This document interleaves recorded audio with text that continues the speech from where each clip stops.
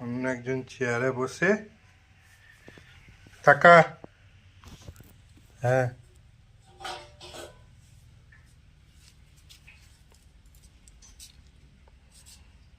আজকে আমাদের বাড়িতে দুটো নতুন মেম্বার এসছে। কোথা থেকে এসছে জানি না। টাকা, এদিকে টাকা।